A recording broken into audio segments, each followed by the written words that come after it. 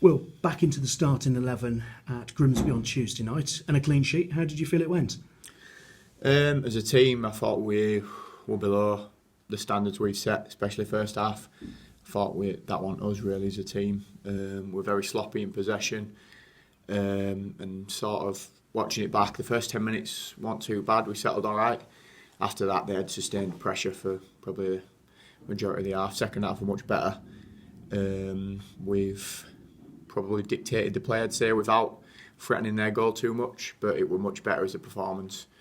Personally, I'm happy to be playing the middle of back three, which I hadn't done too much really under this gaffer. Played there quite a lot when I first signed for the club, but I enjoyed it, yeah. And up against James Hansen was always going to be a bit of a battle, wasn't it, until he went off? Yeah, he's obviously got a good reputation at this level and probably above as well, but yeah, it's something I enjoyed, to be fair, pitting myself against him, and the aerial challenges and the physicality of it were good, yeah. And the trust that the gaffer shows in you by putting you in the middle of the three, because he could have put you either side. Yeah, we could have done a lot of things, obviously, so yeah, that's a compliment. I've just got to take got to do the job, and I thought I did okay. So, and working as a unit, obviously, the skipper moved out one, so a little bit of a rejig. How much work does that take to sort of settle that down so that everyone knows what they're doing through the 90 minutes? We do a lot of work, to be honest, as a defensive unit, the defenders, and we do a lot of work because there's a relatively small group of us, working in near enough every position, the work we do. So I could be playing wing back, for example, Toes playing left wing back, stuff like that. So the work that we do on the training ground is constantly drilled, whether you're playing, not playing, you know what is required in each role. So there isn't really much of an excuse to not understand what you should be doing, where you should be at any point really, regardless of whether you've been playing or not. Jacob Greaves came in, got a chance because you were injured and took his chance. How much is there now the same chance for you with Charlie Raglan out? Yeah, it's competition for places, like it's been said a lot. Obviously Greaves has come in, done well. As a team, we've had a good defensive record. I think that starts from the front, and the organisation we've got throughout the 11 away from home. I think we've conceded 2 goals in the last 7, I think. So it's obviously turned that around from the away form, what it used to be like. So I think that's got to be applauded really, and we've got to have a look and take a bit of confidence from that moving forward. So everyone, the whole team, every man in the squad has played a part in that. So that'll be what we're looking to do moving forward. And how tough has it been waiting on the sidelines? Obviously, you've played in the Checker Trade, which is the Leasing.com trophy even now. Didn't go very well that night, but I suppose that was just a crazy game.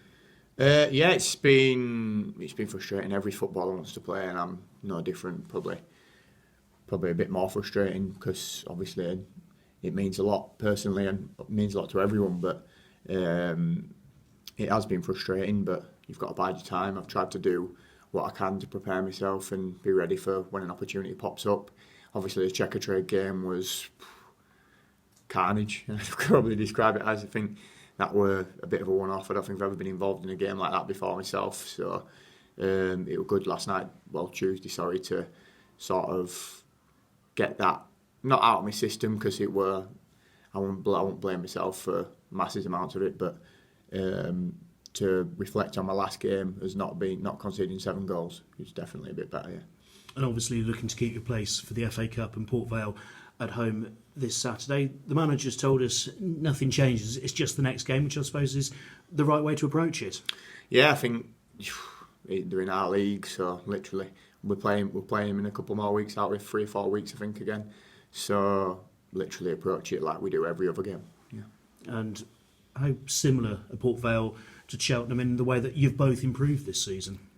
Yeah, I don't know how similar they'll be, but obviously we both have had an upturn in form, and now we're getting into closing on 20 games, so there's a bit of sustained consistency in there. So obviously something's turned around at both clubs. I'm not sure, I can't really speak for theirs, but I know it's definitely turned around here, so it'll be good to see where we're at and where they're at, yeah. And what has turned around for Cheltenham? I think it's been spoke about a lot, to be honest. Standards is massive. Everything's been up to level. So it's been set. The standards have been set, and we need to keep driving them. To be honest, so it's down to us now to continue to perform on the pitch and every day doing everything right. And the away form's been sorted out as well. How much does that sort of give you a boost? But also, is that just the way that football's going at the moment, that teams are finding it hard to play at home and hard to win at home? I'm not sure that's the way football's going. I think you can't shoehorn everything and everyone into one sort of category, to be honest. I think there's a lot of circumstances that are different at different clubs, but we've managed to turn our away form around. The home form's still stayed good, although we have lost a record, but still happy with the home form over the last however many games. But I think it's just circumstantial really, and it's still a pitch, home or away, no matter where you're playing. Obviously there's the fans, which normally gives you a boost, but I don't think it should make a massive difference personally.